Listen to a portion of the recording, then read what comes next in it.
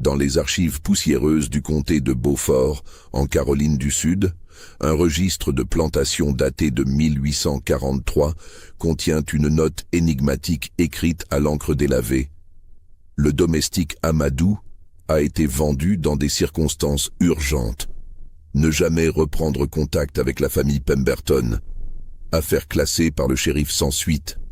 Personne n'a jamais su pourquoi cette simple vente d'esclaves avait nécessité l'intervention des autorités, ni pourquoi toute une lignée de planteurs prospères avait mystérieusement disparu des registres sociaux 2 mois après cette transaction.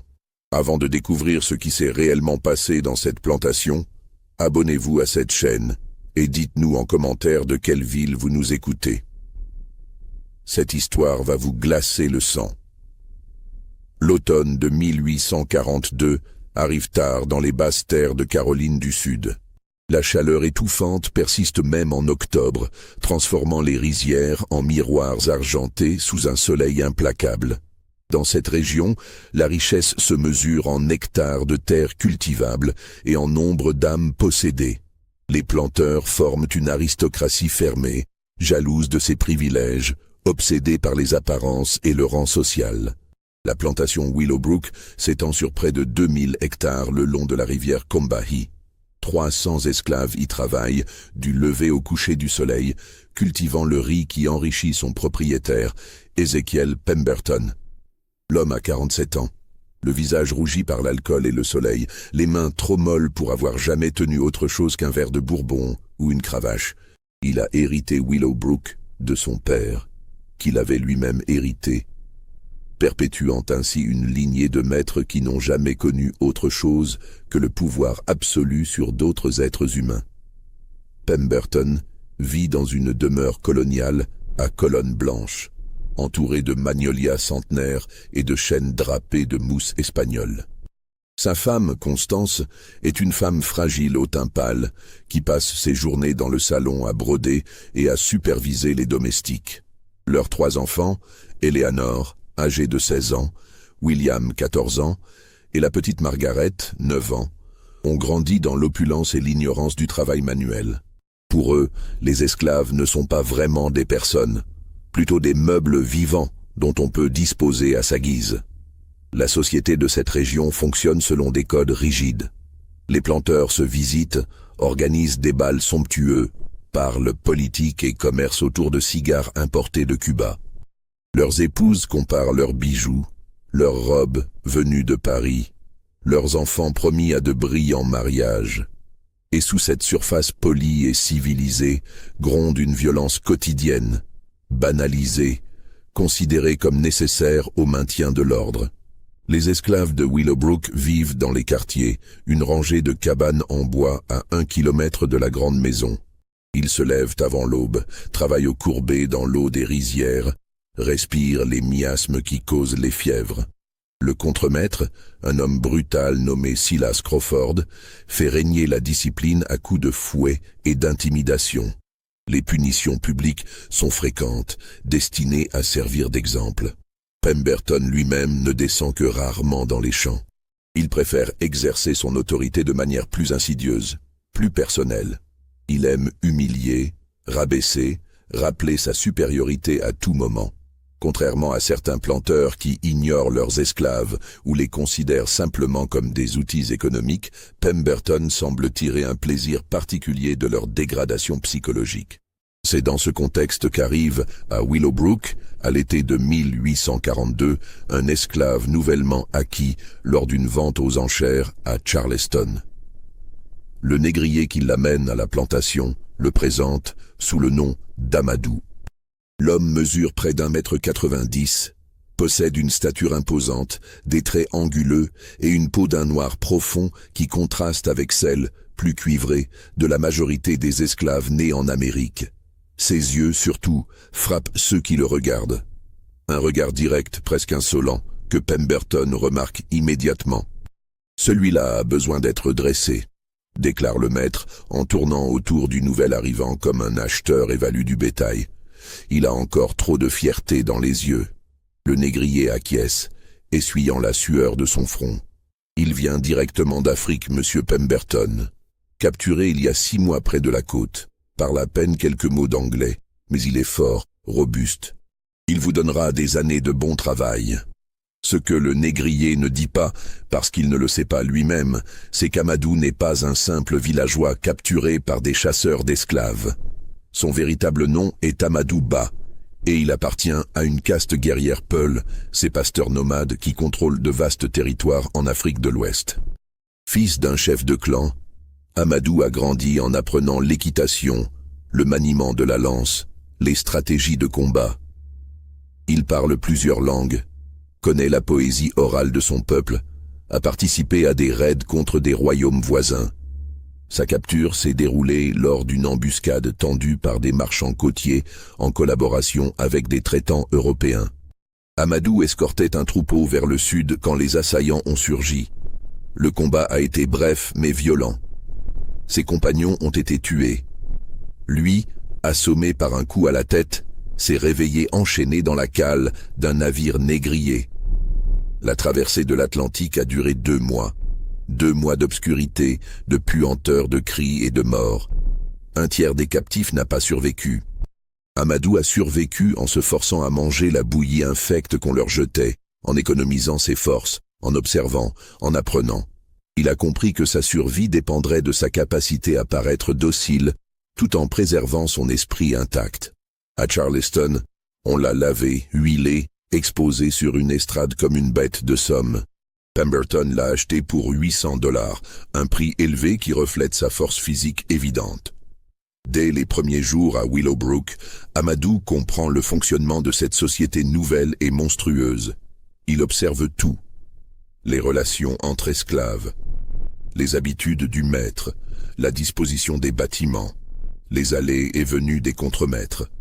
Il apprend rapidement l'anglais en écoutant, en répétant mentalement les mots, en posant des questions simples aux autres esclaves qui, touchés par sa dignité silencieuse, lui enseignent volontiers. Mais il commet une erreur fatale. Il ne baisse pas suffisamment les yeux devant Pemberton. Un matin, alors qu'Amadou attend avec d'autres esclaves pour recevoir ses instructions de travail, Pemberton passe devant lui et leurs regards se croisent. Juste une seconde, mais une seconde de trop. Le regard d'Amadou ne contient ni haine ni peur. Juste une sorte d'évaluation froide, comme un guerrier jaugeant un adversaire potentiel. Pemberton s'arrête net. Un silence tendu s'installe. Les autres esclaves baissent instinctivement la tête encore plus bas. « Comment t'appelles-tu » demande Pemberton d'une voix dangereusement calme. « Amadou, maître » répond l'esclave dans son anglais hésitant. « Tu me regardes dans les yeux, Amadou ?» Un temps. Amadou comprend qu'il vient de franchir une ligne invisible mais essentielle. « Non, maître. Pardon, maître. » Pemberton s'approche jusqu'à être presque nez à nez avec lui. « Tu viens d'arriver ici. Alors je vais t'apprendre quelque chose. Ici, tu n'es rien. Tu n'es pas un homme. Tu es ma propriété. Comme ce cheval, il désigne un étalon attaché à un poteau. Comme ce chien, il montre un chien errant. Comme cette chaise, il tapote une chaise sur la véranda. Tu ne me regardes pas. Tu ne penses pas. Tu obéis, c'est clair? Oui, maître. Mais Pemberton sent que la soumission n'est que de surface. Cela l'irrite profondément. Cet esclave, ce nègre fraîchement arrivé d'Afrique, ose encore avoir de la dignité. Cela ne peut pas être toléré. Les semaines suivantes, Pemberton développe une obsession malsaine pour Amadou. Il ne peut s'empêcher de vouloir briser cette dignité qu'il perçoit chez lui. Il commence par des humiliations calculées, toujours publiques, toujours devant d'autres esclaves, ou pire, devant sa propre famille. Un dimanche après-midi, alors que la famille Pemberton reçoit des invités sur la véranda, Pemberton fait venir Amadou depuis les champs. L'esclave arrive couvert de boue des rizières, pieds nus, torse nu, ruisselant de sueur. « Messieurs, mesdames », annonce Pemberton à ses invités, « permettez-moi de vous montrer mon acquisition la plus récente, un spécimen tout droit venu d'Afrique. Regardez ces muscles, cette stature. N'est-ce pas fascinant de voir à quel point ils peuvent être physiquement imposants tout en restant mentalement des enfants ?» Les invités, habitués à ce genre de démonstration, acquiescent poliment. Madame Pemberton continue de siroter son thé glacé. Les enfants Pemberton observent avec curiosité, comme on regarderait un animal exotique. Tourne-toi, Amadou. Montre ton dos. Amadou obéit, révélant des cicatrices anciennes, vestiges de combats menés en Afrique que Pemberton interprète comme des marques de coups de fouet. Vous voyez? Celui-là avait déjà été dressé avant d'arriver ici. Mais pas suffisamment à mon goût. La jeune Eleanor, assise près de sa mère, demande innocemment « Père, pourquoi celui-ci sent-il si mauvais ?» Les invités rient. Pemberton sourit. « Parce qu'il travaille, ma chérie. C'est pour cela que nous les possédons. Pour qu'il fasse le travail que nous ne voulons pas faire. Il comprend ce que nous disons. » demande William, le fils. « Quelques mots, je pense.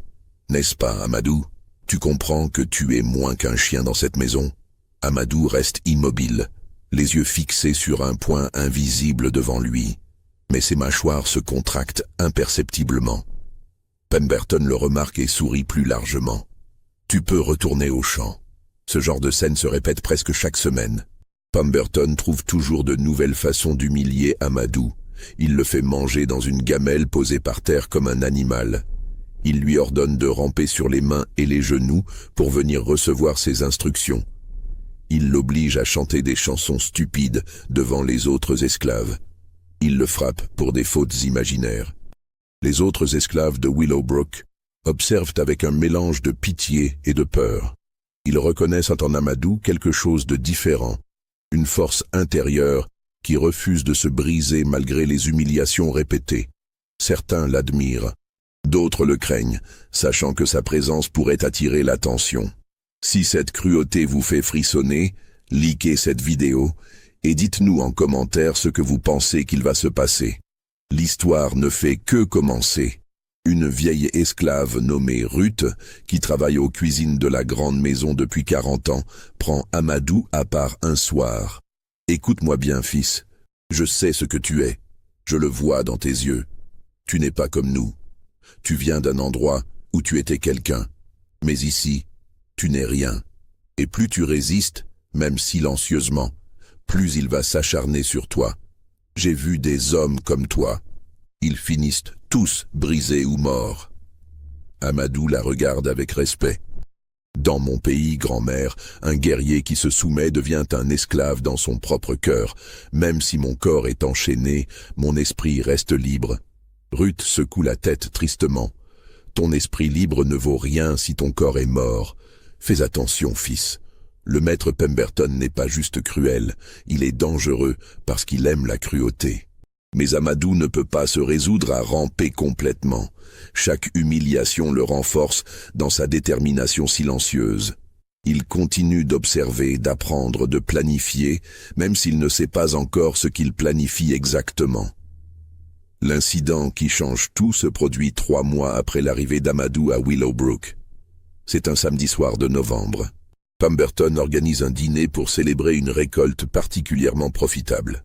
Une douzaine d'invités, des planteurs voisins avec leurs épouses, se rassemblent dans la grande salle à manger illuminée par des candélabres en argent. Les domestiques, tous des esclaves de la maison soigneusement choisis pour leur apparence, servent plat après plat. Pemberton, déjà bien imbibé de Bordeaux, décide de divertir ses invités avec ce qu'il appelle son spectacle éducatif. Il ordonne qu'on fasse venir Amadou depuis les quartiers des esclaves. Amadou arrive, vêtu de son pantalon de toile rapiécé, pieds nus sur le parquet ciré.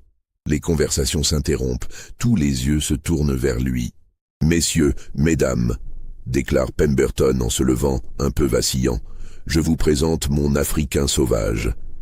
Il y a quelques mois, cette créature ne parlait même pas notre langue. Maintenant, grâce à ma fermeté et ma patience, il obéit au doigt et à l'œil. N'est-ce pas la preuve de la supériorité de notre race et de notre civilisation ?» Des murmures d'approbation parcourent l'assemblée. Madame Pemberton sourit fièrement à son mari. Les enfants, censés être couchés, observent depuis l'escalier.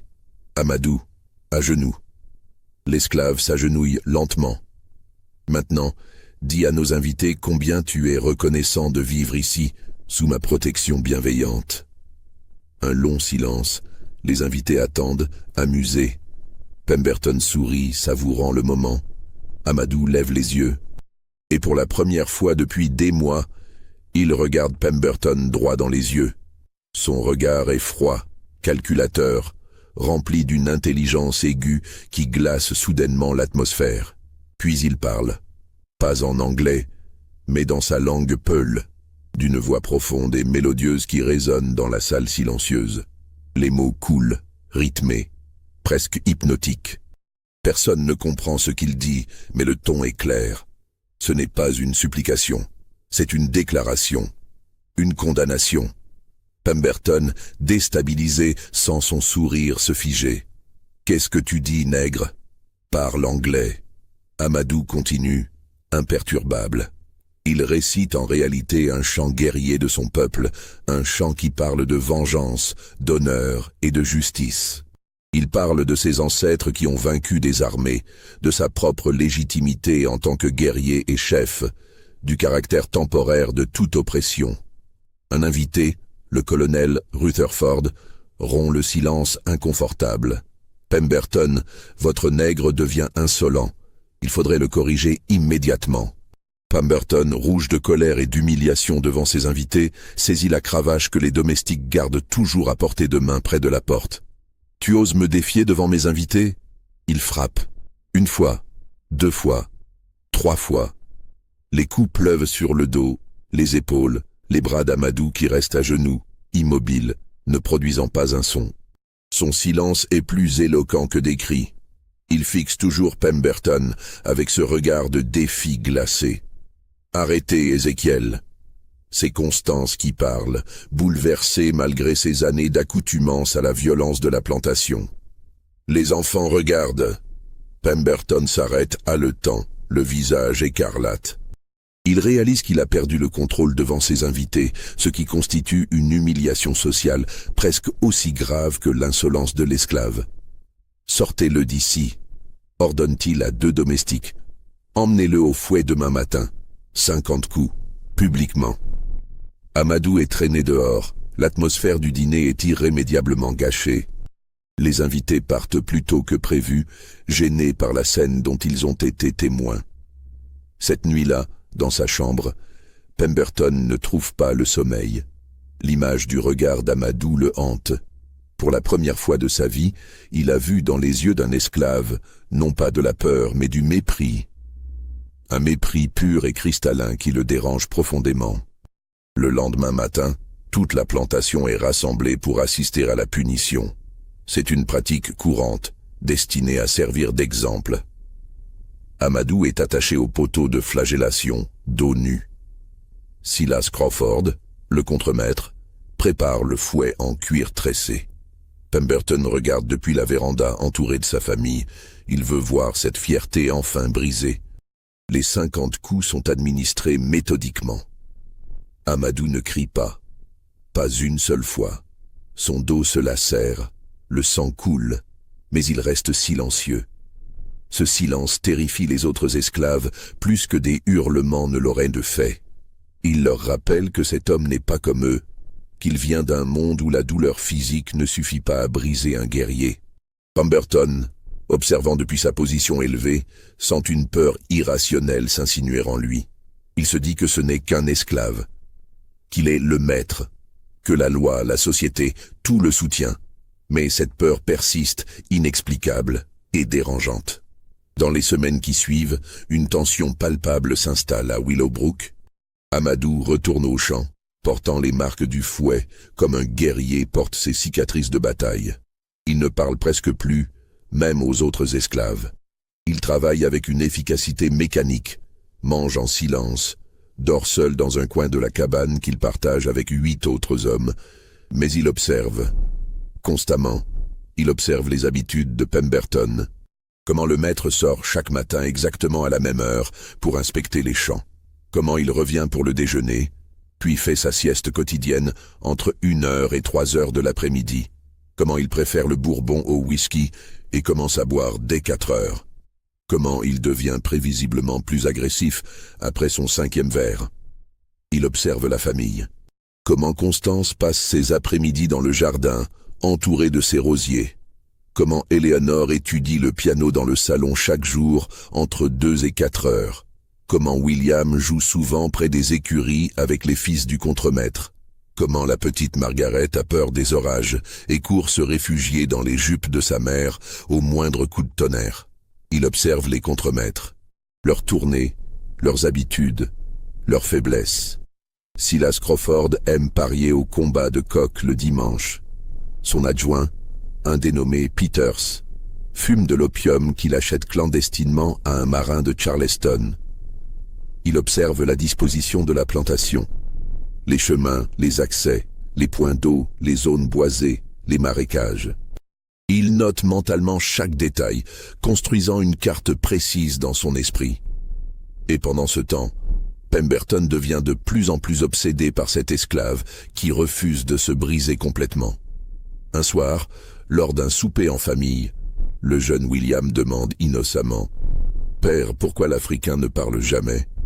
Pemberton, déjà irritable après une journée difficile, répond sèchement « Parce que je lui ai appris à tenir sa langue. » Mais ses yeux parlent, insiste l'enfant avec la franchise cruelle de l'innocence.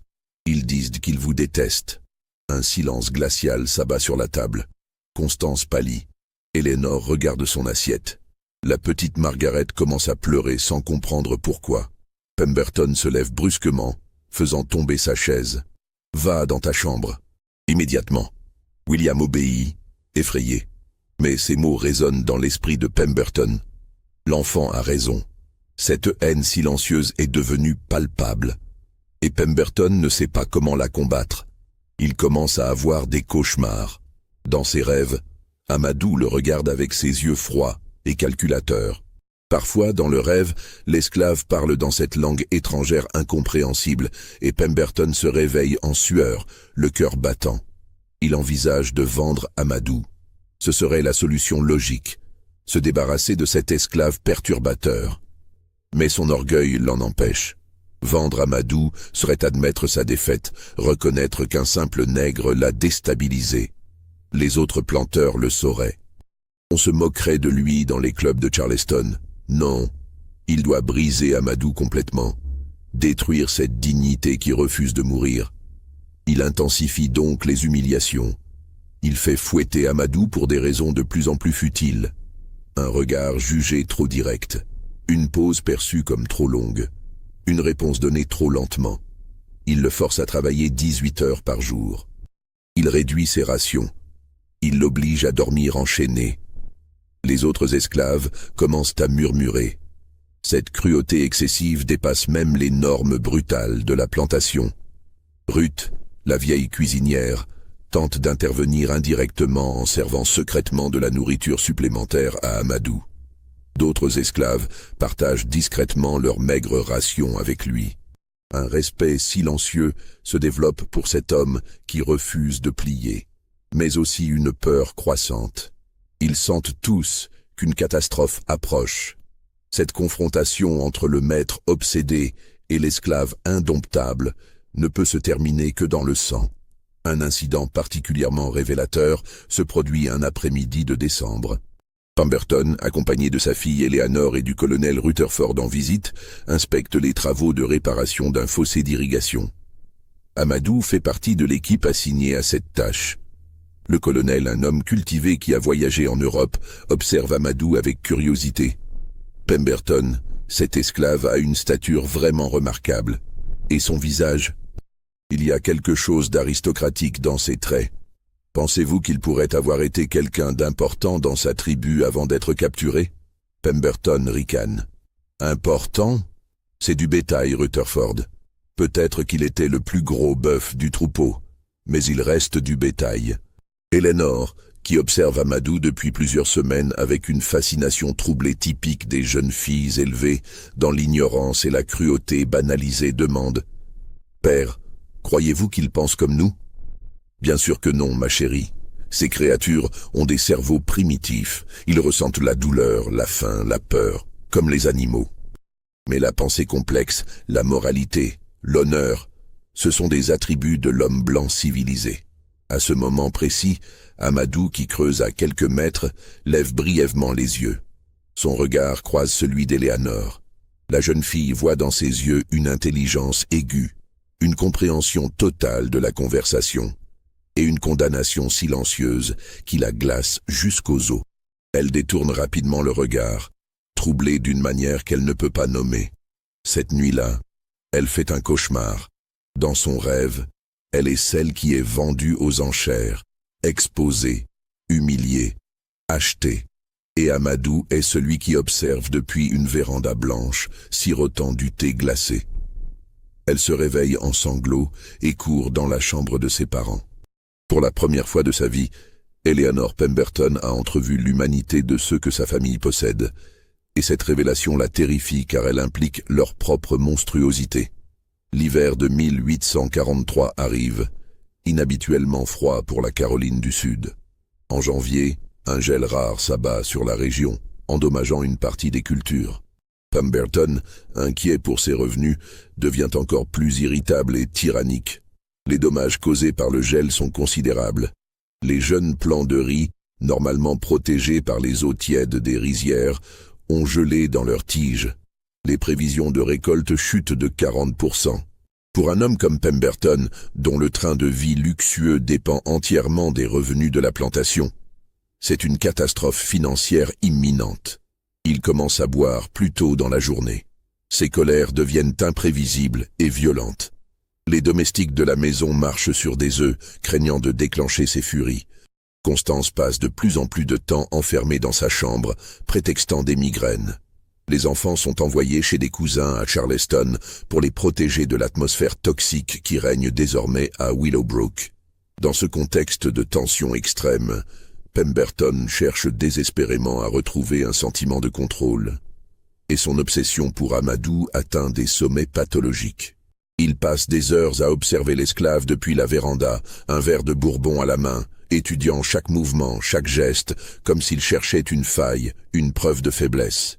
Mais Amadou reste imperturbable, accomplissant ses tâches avec une efficacité mécanique, ne montrant aucune émotion, aucune réaction. Cette absence de réaction rend Pemberton fou. Il a besoin de voir la peur, la soumission, l'acceptation de la défaite. Mais tout ce qu'il voit dans les yeux d'Amadou lors des rares moments où leurs regards se croisent, c'est une patience glaciale, comme si l'esclave attendait simplement que quelque chose se produise. C'est dans ce contexte tendu que se produit l'événement qui scellera le destin de tous. Un matin de février, alors que la neige fondue transforme les chemins de la plantation en boue glacée, Pemberton reçoit la visite d'un groupe d'hommes d'affaires venus de Virginie. Ce sont des investisseurs potentiels dans une nouvelle entreprise de négoce de coton que Pemberton tente de monter pour compenser ses pertes. Il a besoin de leur argent. Il a besoin de leur confiance. Il a besoin de leur prouver qu'il est un homme d'affaires compétent et un maître efficace.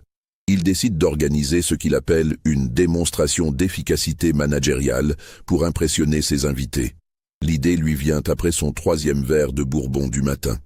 Il fera une compétition entre ses esclaves, montrant comment la discipline et la punition créent des travailleurs productifs. Silas Crawford reçoit l'ordre de rassembler 20 esclaves, incluant spécifiquement Amadou. La compétition sera simple, couper du bois. Le plus rapide recevra une récompense symbolique, un morceau de tabac. Les autres seront fouettés publiquement pour paresse et inefficacité. C'est un jeu cruel dont l'issue est déjà décidée. Pemberton a donné des instructions secrètes à Crawford.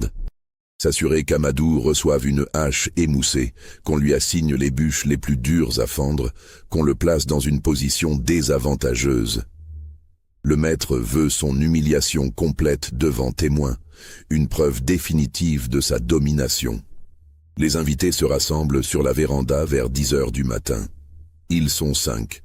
2 frères, les Harrington, propriétaires de manufactures textiles en Virginie, leur associé financier, un banquier nommé Clifford, et 2 accompagnateurs, un jeune clerc et un garde du corps.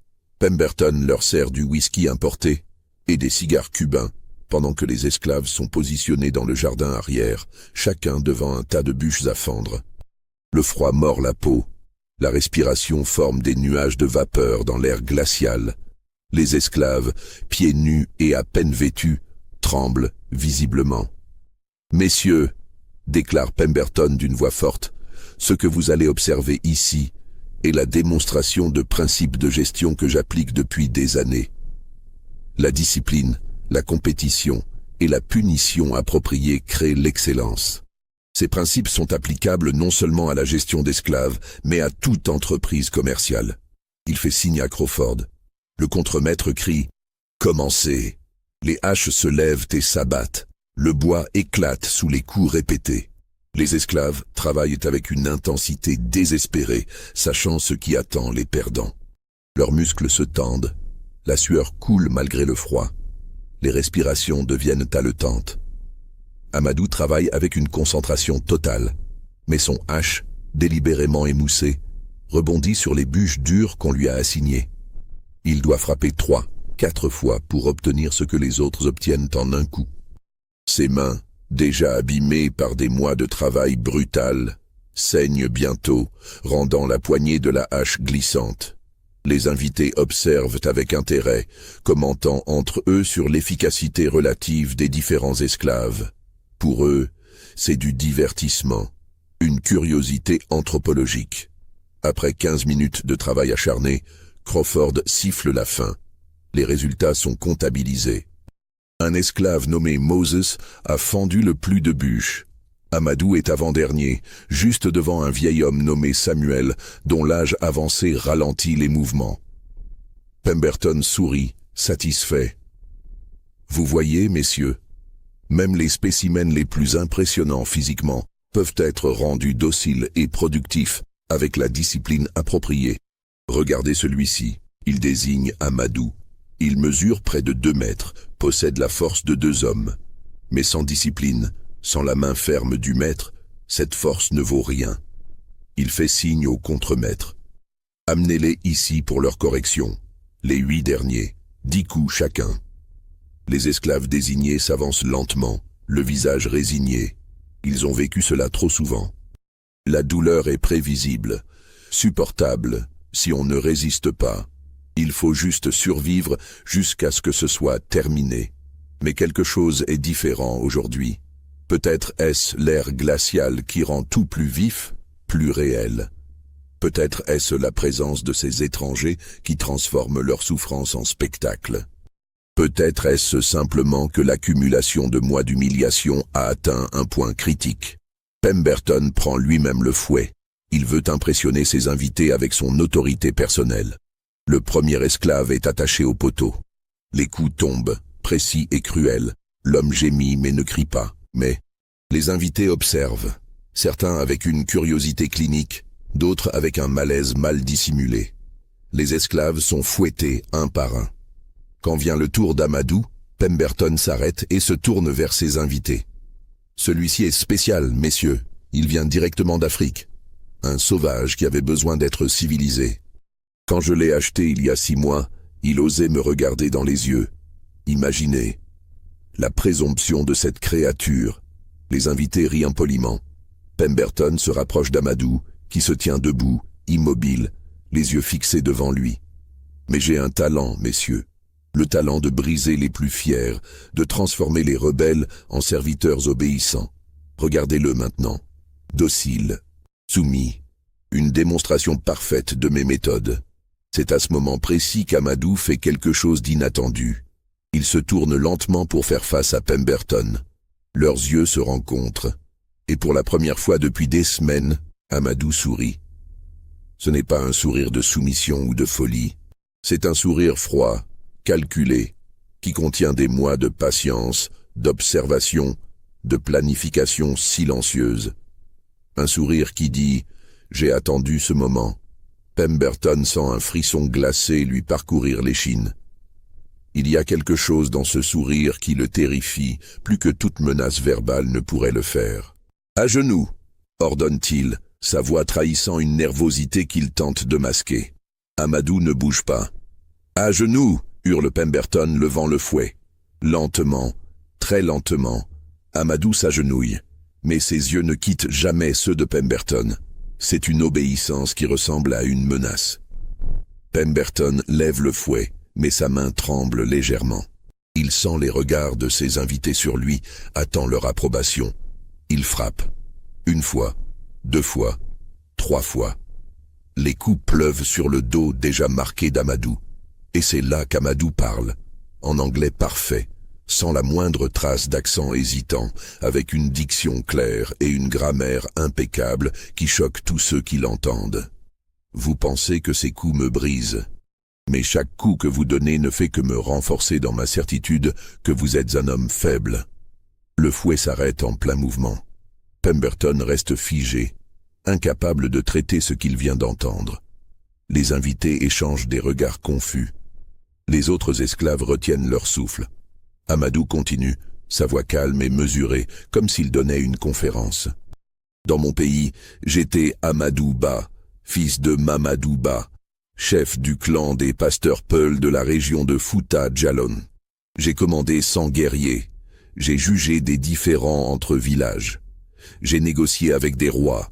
J'ai étudié les textes sacrés et la poésie de mon peuple.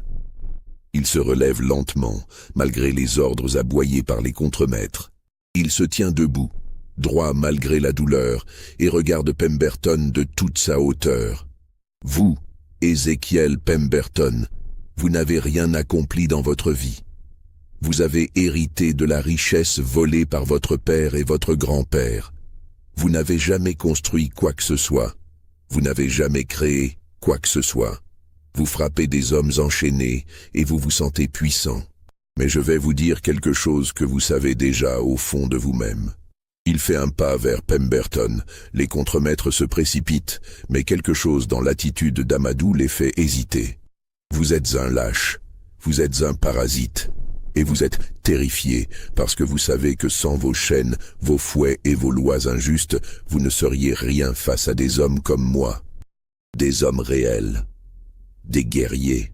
Le silence qui suit est absolu. Même le vent semble s'être arrêté. Les invités sont pétrifiés, ne sachant comment réagir à cette insolence inouïe.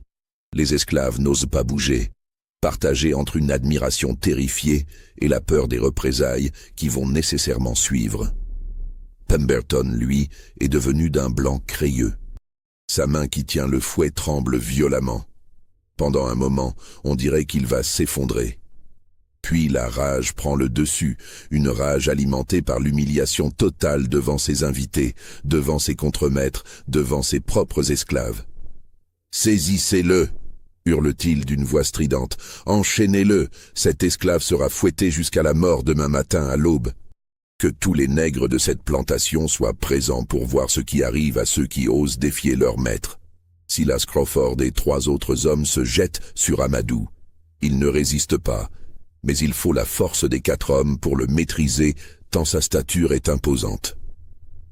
On lui lie les mains avec des chaînes, pas de simples cordes cette fois. Alors qu'on le traîne vers la cabane de pierre qui sert de prison, Amadou se retourne une dernière fois vers Pemberton et dit, d'une voix qui porte malgré la distance, « Dans mon pays, nous avons un proverbe. Celui qui humilie les lions ne dort jamais en paix. » Les invités partent précipitamment dans l'heure qui suit, prétextant des affaires urgentes. L'atmosphère est devenue insupportablement tendue. Leclerc murmure discrètement à son employeur qu'investir dans les affaires d'un homme qui a perdu le contrôle de ses esclaves semble risqué. Les Harrington acquiescent. Pemberton ne reverra jamais leur argent. Cette nuit-là, dans la grande maison, Pemberton boit comme jamais auparavant. Constance tente de lui parler, de le raisonner. « Ézéchiel, vendons-le. Dès demain matin, avant l'exécution. Qu'un négrier l'emmène. Envoyons-le dans les champs de canne en Louisiane ou dans les mines. Débarrassons-nous de lui. Cette obsession vous détruit. » Mais Pemberton, le visage rouge et les yeux injectés de sang, frappe la table du poing. « Non, il mourra ici, demain, devant tous. Je vais lui apprendre qui est le maître. »« Mais n'as-tu pas vu ses yeux ?» insiste Constance, sa voix tremblante de peur. Il y avait quelque chose dans son regard, quelque chose de terrible, comme s'il savait quelque chose que nous ne savons pas. « Ce ne sont que les yeux d'un nègre condamné !» crache Pemberton. « Demain, Quand le fouet aura arraché la chair de ses os, quand il suppliera pour sa vie, alors ses yeux montreront enfin la peur qu'ils auraient toujours dû montrer. Mais seul dans son bureau, une fois Constance montée se coucher, Pemberton sent la peur le gagner. Les mots d'Amadou résonnent dans son esprit. Celui qui humilie les lions ne dort jamais en paix. Il boit encore, tentant de noyer cette peur irrationnelle. Mais elle persiste, grandissante, comme une ombre qui s'étend. Pour la première fois de sa vie, Ezekiel Pemberton se sent vulnérable. Pendant ce temps, dans les quartiers des esclaves, des conversations chuchotées se déroulent. Ruth, la vieille cuisinière, rassemble les anciens dans sa cabane. « Ce que cet homme a fait aujourd'hui, dit-elle d'une voix tremblante d'émotion, c'est ce que nous rêvons tous de faire depuis toujours. Il a dit la vérité. Il a appelé le maître ce qu'il est vraiment, un lâche et un parasite. » Un jeune esclave nommé Isaac, les yeux brillants d'une ferveur dangereuse, demande « Et si on l'aidait à s'échapper, cette nuit ?» On pourrait créer une diversion, couper ses chaînes, lui donner une longueur d'avance. Les regards se tournent vers lui. L'idée est folle. L'évasion d'un esclave est punie de mort, non seulement pour le fugitif, mais pour tous ceux qui l'aident. Les chiens de chasse les traqueraient dans les marécages. Pemberton alerterait toutes les plantations voisines.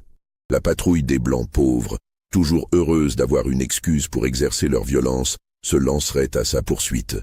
Mais pour la première fois dans leur vie d'esclaves, l'impossible semble presque envisageable. Amadou leur a montré qu'un homme peut se tenir debout même enchaîné, qu'il peut regarder son oppresseur dans les yeux et dire la vérité sans fléchir. « Non », dit finalement Ruth, bien que son cœur soit déchiré par cette décision. Trop de risques pour tous. S'ils découvrent que nous l'avons aidé, ils nous tueront tous. Chaque homme, chaque femme, chaque enfant de cette plantation. Pemberton est suffisamment fou en ce moment pour le faire. Et la loi sera de son côté. Elle essuie une larme qui coule sur sa joue ridée. Cet homme est un guerrier. S'il doit mourir, il mourra avec l'honneur qu'il a montré aujourd'hui. Et nous nous souviendrons. Nous raconterons son histoire à nos enfants et aux enfants de nos enfants. Il vivra dans nos mémoires comme le symbole de ce que nous aurions pu être si nous étions nés libres. Mais Ruth se trompe sur un point crucial. Amadou ne veut pas mourir en martyr, il ne veut pas simplement rester un symbole. Dans la cabane de pierre, assis dans l'obscurité, les mains enchaînées, le dos lacéré et douloureux, Amadou attend. Il ne prie pas. Dans sa culture, la prière est importante, mais l'action l'est davantage. Il médite plutôt sur les 6 derniers mois, sur tout ce qu'il a observé, appris, compris. Il connaît les habitudes du garde nocturne Tucker, un jeune homme de 20 ans qui a pris ce travail parce qu'il paie mieux que les champs de son père. Tucker fait sa ronde toutes les 2 heures, vérifie la porte, puis retourne à son poste près des écuries où il garde une bouteille de whisky cachée dans le foin. Entre 3 heures et 5 heures du matin, épuisé par la longue nuit et imbibé d'alcool, il s'endort invariablement pour 1 heure. Amadou connaît aussi la faiblesse de cette cabane. Lors d'un précédent séjour ici, il y a 2 mois, puni pour avoir soi-disant regardé Eleanor avec insolence, il avait découvert qu'une des pierres du mur extérieur, près du sol, était décellée. Le mortier s'était effrité avec le temps et l'humidité. La pierre bouge si on la pousse avec suffisamment de force. Il a testé cela discrètement lors de sa détention précédente, la repoussant juste assez pour confirmer qu'elle pouvait être délogée, mais pas assez pour que quelqu'un le remarque. Et il possède un outil. Un petit éclat de métal, un reste de chaîne cassée, trouvé il y a des semaines dans un fossé. Il l'a gardé caché dans l'ourlet déchiré de son pantalon. Un secret connu de lui seul. Ce morceau de métal, long de 5 cm, tranchant sur un bord, est sa seule arme, son seul espoir. Il attend minuit, attend. Puis, dans l'obscurité totale, il commence le travail minutieux de couper les cordes qui entourent ses poignets sous les chaînes. Les chaînes restent verrouillées, mais si les cordes cèdent, il pourra glisser ses mains hors des fers. C'est douloureux. Le métal entame sa peau déjà blessée. Le sang coule, rendant tout glissant. Mais il continue. avec la patience infinie d'un chasseur qui attend le moment parfait pour frapper. 2 heures s'écoulent. Ses mains sont enfin libres des cordes. Les chaînes pendent inutilement. Il attend la 3e ronde de Tucker. Le garde passe, vérifie la porte, marmonne quelque chose d'inintelligible, puis s'éloigne vers les écuries. Amadou attend encore 30 minutes pour s'assurer que Tucker a eu le temps de s'endormir. Puis il se déplace vers le mur, vers la pierre qu'il connaît. Dans l'obscurité, ses doigts la trouvent, reconnaissent sa forme. Il pousse. La pierre résiste.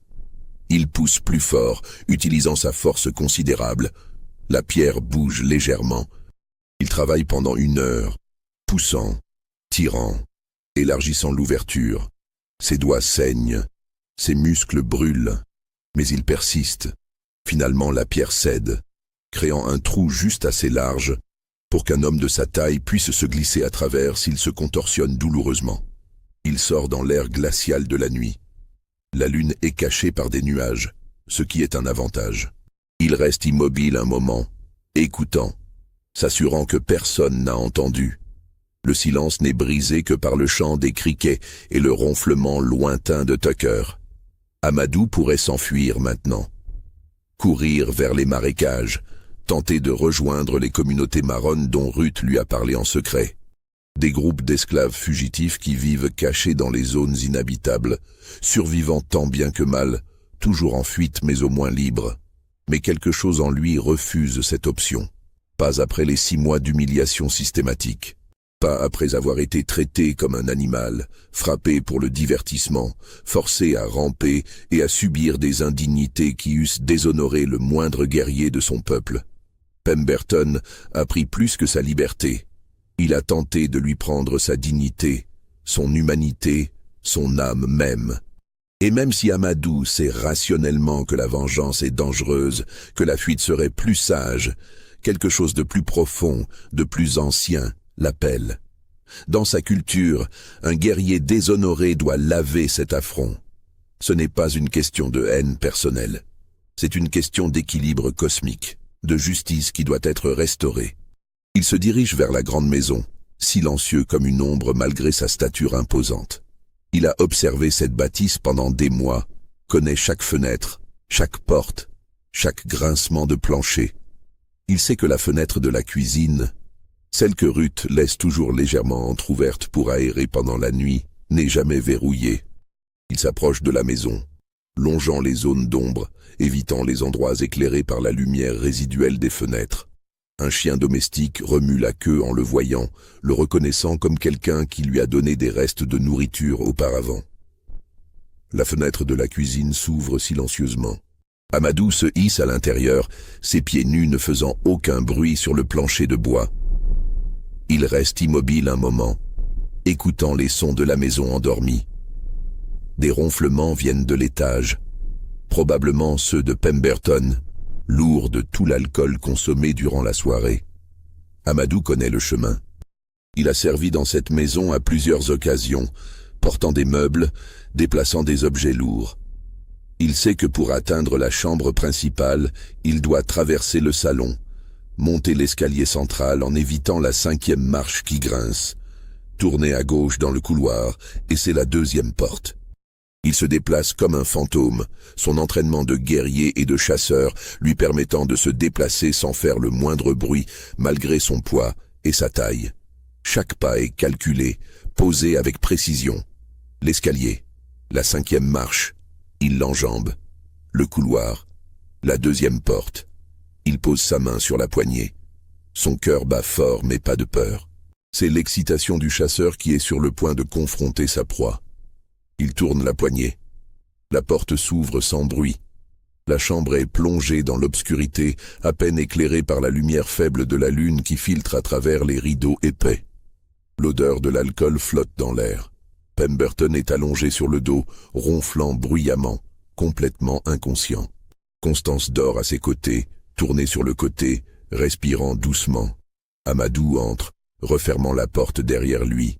Il reste là, dans l'ombre, observant l'homme qui a fait de sa vie un enfer pendant 6 mois.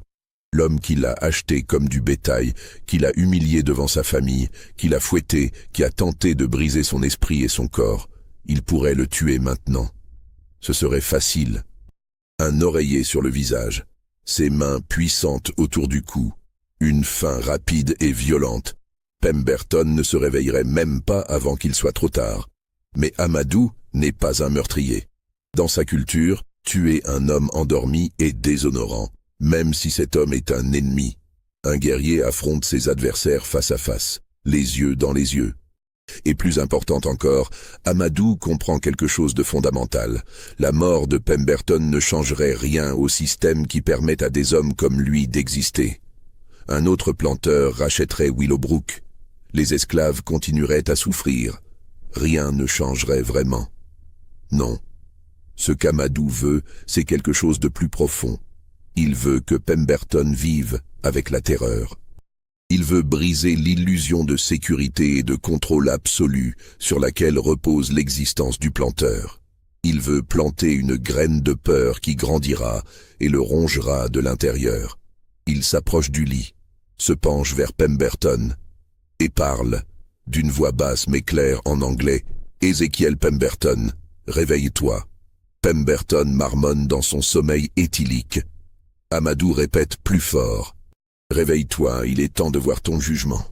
Les yeux de Pemberton s'ouvrent lentement, confus, désorientés par l'alcool et le sommeil profond. Il voit d'abord une forme sombre penchée sur lui, puis, alors que ses yeux s'ajustent à la pénombre, il reconnaît le visage. Amadou. La terreur est instantanée et absolue. Pemberton tente de crier, mais Amadou pose une main sur sa bouche, l'empêchant de faire du bruit.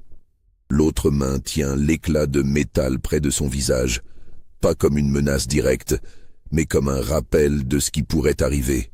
« Écoute-moi bien », murmure Amadou, son visage à quelques centimètres de celui de Pemberton. « Je pourrais te tuer maintenant. Ce serait facile. Personne ne m'entendrait. Mais ta mort serait trop rapide, trop miséricordieuse pour ce que tu mérites. » Les yeux de Pemberton sont écarquillés de terreur. Constance continue de dormir à côté, inconsciente du drame qui se déroule. « Dans mon pays, » continue Amadou d'une voix hypnotique, « nous croyons que ceux qui déshonorent d'autres hommes portent cette malédiction dans leur âme. Elle les ronge de l'intérieur, détruit leur paix, pourrit leur vie. Tu m'as déshonoré. Tu as déshonoré des centaines d'autres. Et maintenant cette malédiction est sur toi. » Il retire sa main de la bouche de Pemberton, mais garde l'éclat de métal visible. Pemberton pourrait crier, réveiller sa femme, appeler à l'aide. Mais il est paralysé, incapable de bouger, de parler, hypnotisé par ses yeux froids qui le regardent avec une intensité terrible.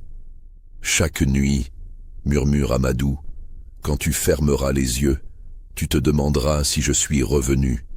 Chaque ombre, chaque bruit, chaque souffle de vent te fera douter. Tu as cru posséder le pouvoir absolu, mais maintenant tu sais la vérité. Tu n'es qu'un homme, fragile, mortel, vulnérable. » Il se relève lentement, regardant Pemberton qui reste figé dans son lit, tremblant de tous ses membres. « Je pars maintenant, et tu ne me reverras plus jamais. Mais souviens-toi de cette nuit. Souviens-toi que l'esclave que tu pensais briser s'est tenu au-dessus de ton lit et a choisi de t'épargner. Non pas par faiblesse, mais parce que ta vie de terreur sera un châtiment plus grand que ta mort. » Amadou se dirige vers la porte, puis une dernière pensée lui vient. Il se retourne vers Pemberton.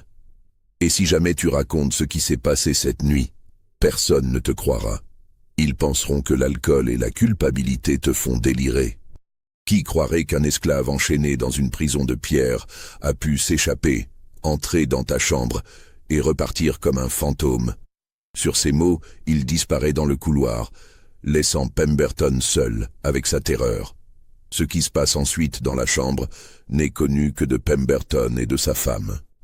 Mais ce qui est certain, c'est que Constance se réveille quelques minutes plus tard en entendant son mari gémir et halter.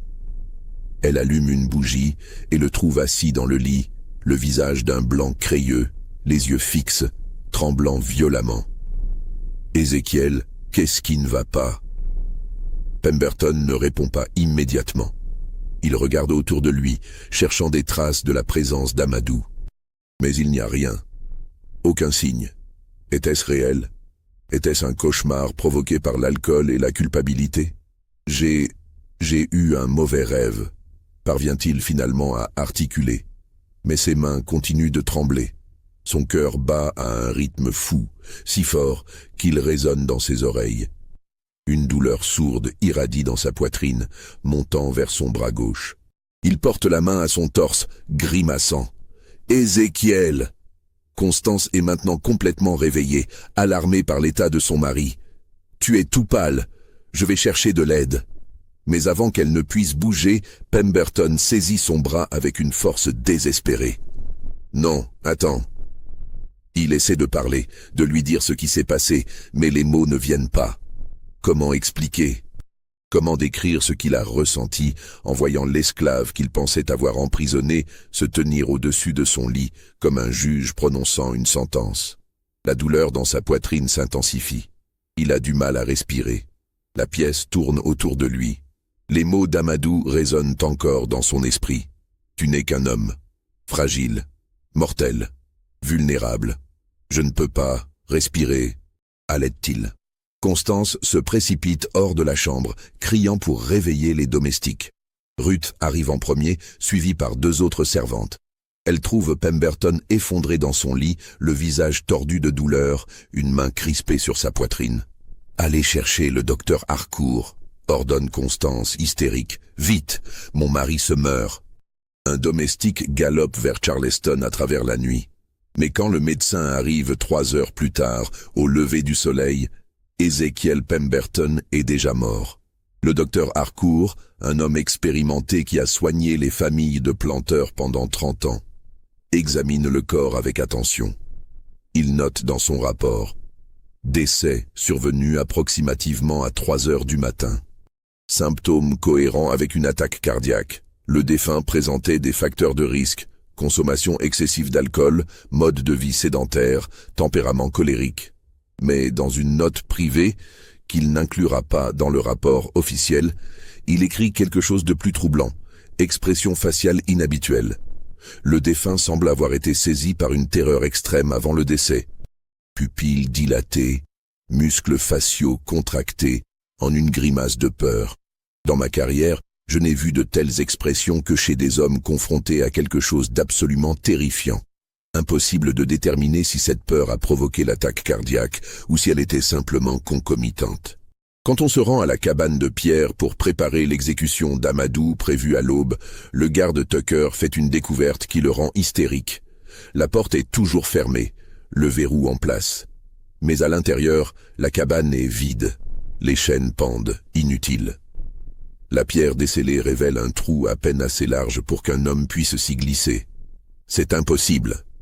Bégait Tucker, terrifié à l'idée de la punition qui l'attend pour avoir laissé un prisonnier s'échapper. J'ai vérifié toute la nuit. La porte était fermée. Je ne comprends pas. Silas Crawford, le contremaître, examine la scène avec consternation. Il ordonne immédiatement qu'on organise une chasse. Les chiens sont lâchés. Des dizaines d'hommes, esclaves et blancs pauvres, ratissent les environs. Ils fouillent les marécages, les forêts, les plantations voisines. Des avis de recherche sont envoyés dans toute la région. Esclaves fugitifs. Amadou. Environ 2 mètres, peau très foncée, cicatrice sur le dos. Récompense de $200 pour sa capture, mort ou vif. Les jours passent, aucune trace d'Amadou. C'est comme s'il avait simplement disparu dans les airs. Les chiens perdent sa piste près de la rivière, suggérant qu'il a pu utiliser l'eau pour masquer son odeur, technique connue des esclaves fugitifs expérimentés. Les semaines deviennent des mois. Toujours aucun signe de lui. Les esclaves de Willowbrook, interrogés un par un, jurent tous qu'ils ne savent rien. Ruth, soumise à un interrogatoire particulièrement pressant, maintient son histoire. « Je sais rien, maître Crawford. Cet homme, il parlait pas beaucoup. Je sais pas comment il a fait pour partir. C'est comme un fantôme. » Le mot « fantôme » commence à circuler. Les esclaves murmurent entre eux que peut-être Amadou n'était pas un homme ordinaire. Peut-être qu'il possédait une magie de son pays, quelque chose qui lui permettait de se rendre invisible, de passer à travers les murs. Les superstitions africaines, jamais complètement éteintes malgré les efforts de christianisation forcés, refont surface. Mais les plus pragmatiques comprennent la vérité plus simple. Amadou était un homme intelligent, patient, qui avait observé et planifié. Son évasion n'avait rien de magique. C'était l'œuvre d'un esprit stratégique et déterminé. Pourtant, il y a des questions troublantes. Comment a-t-il su exactement quand le garde serait endormi? Comment a-t-il eu la force de déloger cette pierre, après des mois de mauvais traitements et de privation, Et surtout, pourquoi n'est-il pas parti immédiatement vers le nord ou vers les marécages, mais semble avoir pris le temps de faire autre chose?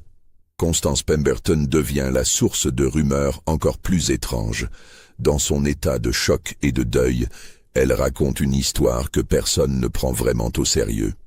Elle affirme avoir été réveillée par des murmures dans la chambre, dans une langue étrangère qu'elle ne comprenait pas. Elle dit avoir senti une présence, une ombre qui se déplaçait dans la pièce. Quand elle a allumé la bougie, son mari était en train de mourir, les yeux fixes sur quelque chose qu'elle ne pouvait pas voir. Il était là, insiste-t-elle auprès de sa sœur venue la soutenir. L'Africain. Je sais que c'était lui. Je l'ai senti, et Ézéchiel aussi. C'est ce qui a tué mon mari. La peur. La peur pure de voir l'esclave qu'il pensait avoir brisé se tenir debout, libre, au-dessus de notre lit. Sa sœur, embarrassée, lui conseille de ne plus parler de ces choses. C'est le choc, ma chérie. Le deuil te fait voir des choses qui n'existent pas.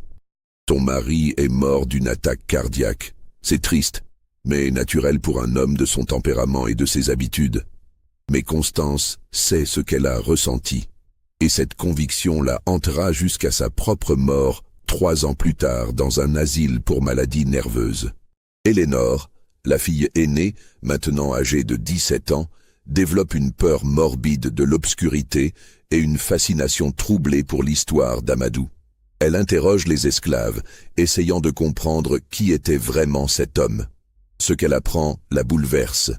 Il parlait plusieurs langues, possédait une dignité inexplicable malgré sa condition, et avait dans les yeux quelque chose qu'aucun d'eux n'avait jamais vu chez un esclave.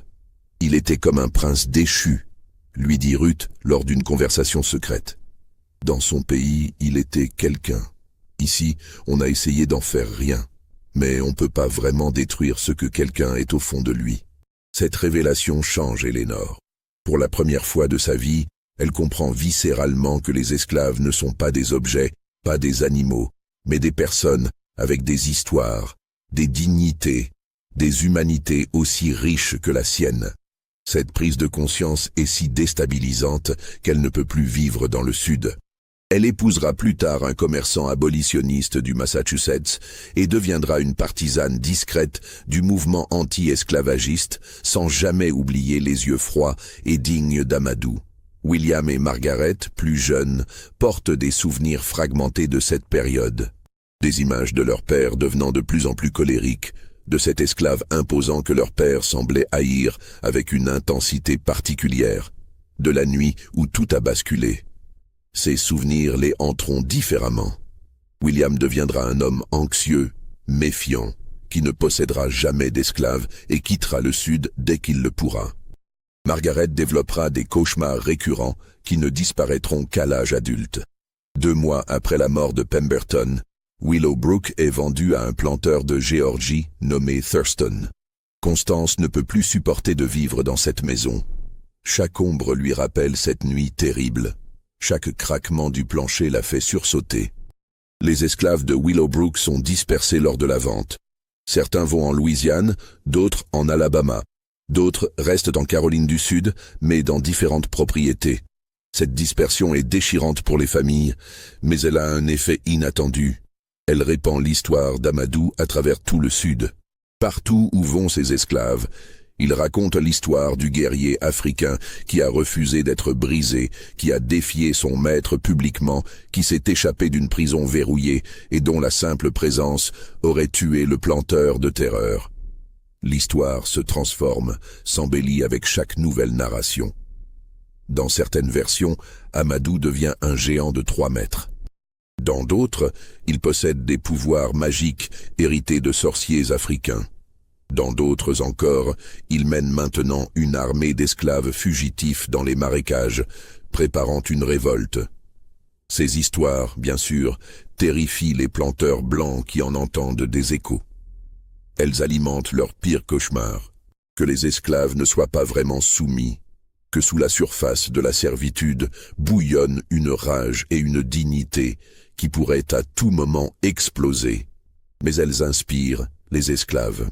Amadou devient un symbole, une preuve vivante qu'il est possible de résister, de maintenir sa dignité, même dans les pires circonstances, de refuser d'être complètement brisé par un système conçu pour déshumaniser. Quant à Amadou lui-même, il disparaît complètement des registres historiques. Aucune capture n'est jamais enregistrée, aucun corps correspondant à sa description n'est jamais trouvé. Les autorités finissent par classer l'affaire, supposant qu'il est mort dans les marécages, dévoré par les alligators ou succombant aux fièvres. Mais il y a des indices intrigants pour ceux qui savent tout chercher. Dans les archives du bureau des affranchis de Charleston, il existe un document daté de 1844 concernant un homme nommé John Freeman, décrit comme ancien esclave ayant acheté sa liberté, parlant français et plusieurs dialectes africains, embarquant pour le Libéria dans le cadre du programme de réinstallation. La description physique correspond. Grand, imposant, cicatrice sur le dos. Le capitaine du navire qui l'emmène, un Quaker nommé Ebenezer Coffin, note dans son journal privé. Parmi les passagers se trouve un homme remarquable. Il se fait appeler John Freeman, mais je soupçonne que ce n'est pas son véritable nom.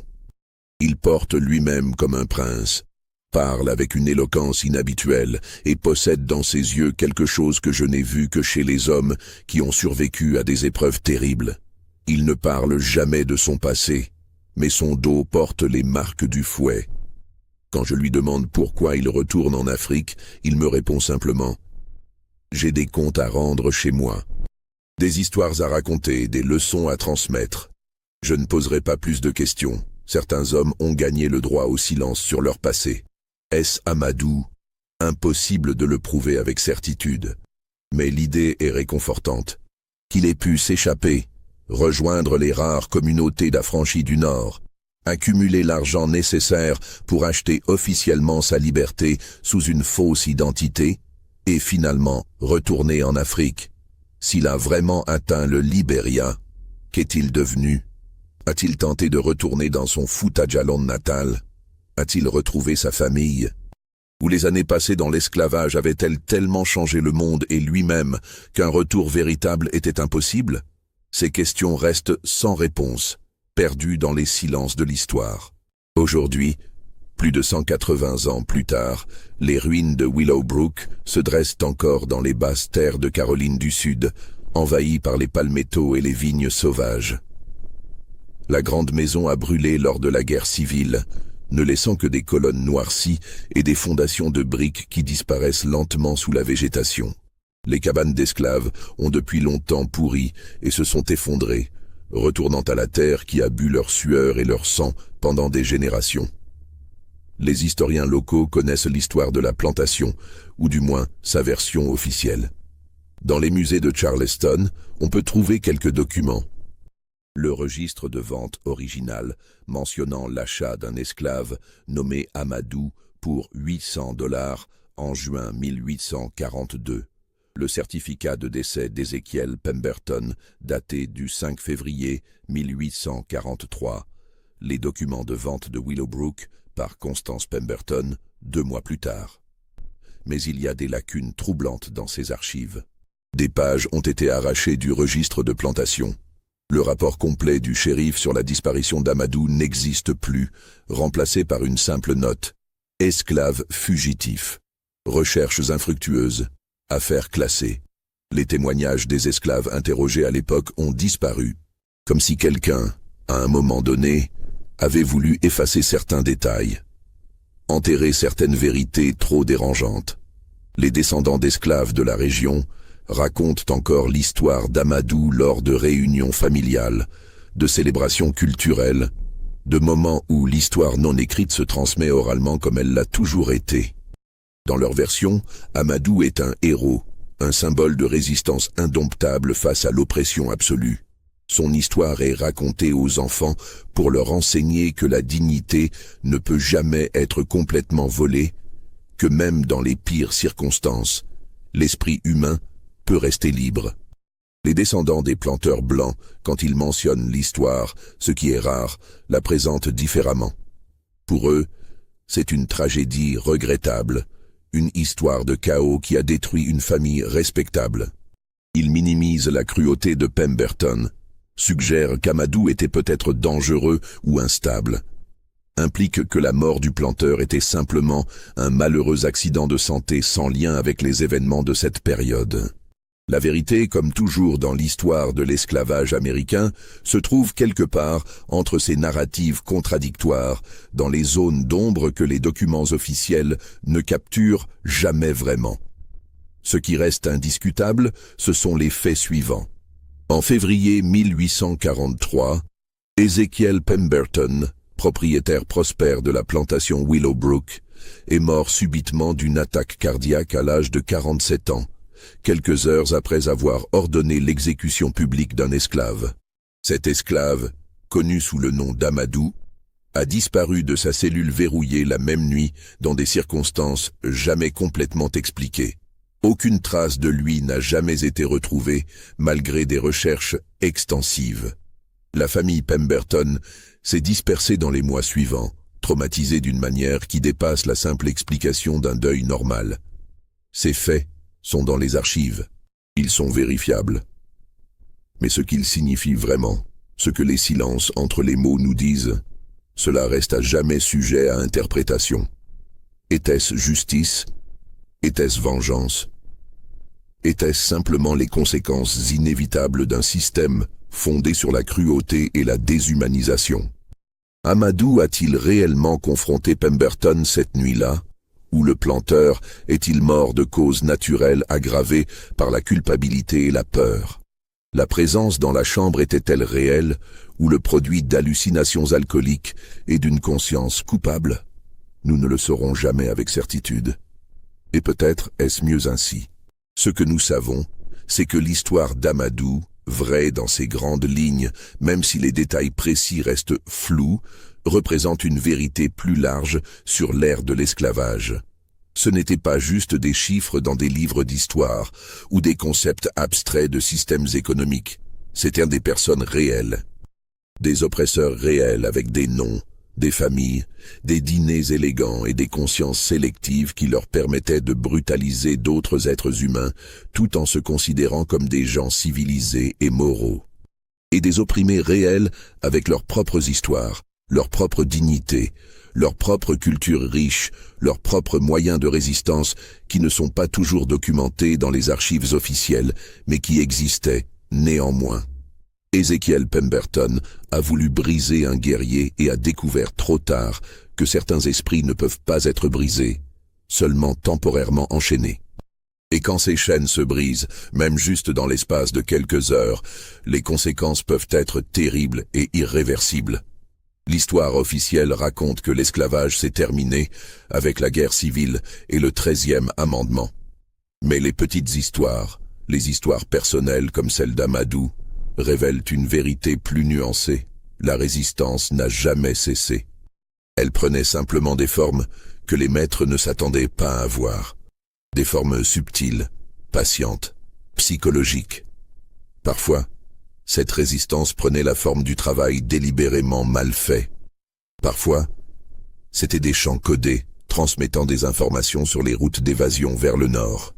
Parfois, c'était simplement le maintien d'une dignité intérieure que aucune humiliation extérieure ne pouvait complètement détruire. Et très rarement, dans des cas comme celui d'Amadou, cette résistance prenait une forme plus directe, plus dramatique, qui laissait des traces dans les archives historiques, même si ces traces soulèvent plus de questions qu'elles n'apportent de réponses. Cette histoire vous a donné des frissons? Pensez-vous que tout cela s'est vraiment passé? La confrontation dans la chambre était-elle réelle ou le produit d'une conscience coupable? Amadou a-t-il vraiment échappé à l'esclavage et trouvé la liberté? Dites-nous en commentaire ce que vous croyez. Et si vous voulez découvrir d'autres mystères historiques aussi troublants, d'autres histoires qui nous font questionner ce que nous savons vraiment du passé, abonnez-vous à cette chaîne et partagez cette vidéo avec ceux qui aiment les récits, qui refusent de donner des réponses faciles. Les archives de Willowbrook existent. Les documents sont réels et consultables dans les bibliothèques de Charleston. Mais ce qu'ils révèlent vraiment, ce que les silences et les pages manquantes nous disent, cela reste dans l'ombre de l'histoire. Peut-être est-ce mieux ainsi. Certaines vérités sont trop dérangeantes pour être complètement exhumées, trop complexes pour être réduites à des faits simples. Ou peut-être que nous avons simplement peur de ce que nous découvririons sur nos ancêtres et sur nous-mêmes si nous regardions vraiment de près les fondations sur lesquelles nos sociétés ont été construites.